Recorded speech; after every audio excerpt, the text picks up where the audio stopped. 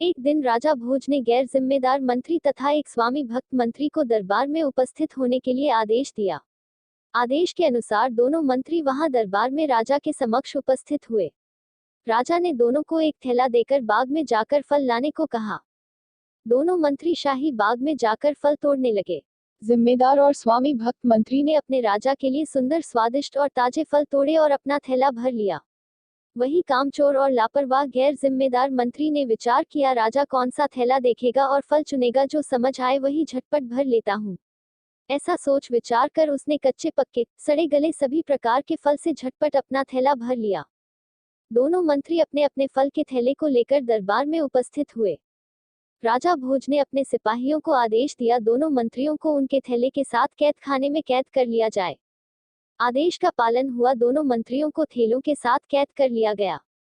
राजा ने आदेश दिया था उन्हें भोजन ना दिया जाए, ऐसा ही हुआ। दोनों अलग अलग कोठरी में कैद थे। भूख लगती तो थैले से फल निकाल कर खा लेते और अपनी भूख शांत करते। जिस मंत्री के पास स्वादिष्ट और उच्च कोटि के फल थे, वह ज्यादा दिन तक फल को खाता रहा, जबकि गैर जिम्मेदार और लापरवाह मंत्री के फल तुरंत ही खराब और बर्बाद हो गए, क्योंकि उसने फल का चुनाव ठीक प्रकार से नहीं किया था।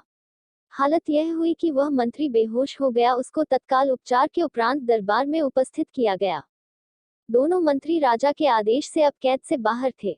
राजा भोज ने मंत्री को समझाया, यह जीवन एक सुंदर बाग के रूप में है। यहाँ सुंदर और स्वादिष्ट फल के अनुरूप अपने जीवन को चुनना चाहिए, उत्तम व्यवहार करने चाहिए और अपने इस छोटे से जीवन रूपी झोले को भरते रहना चाहिए।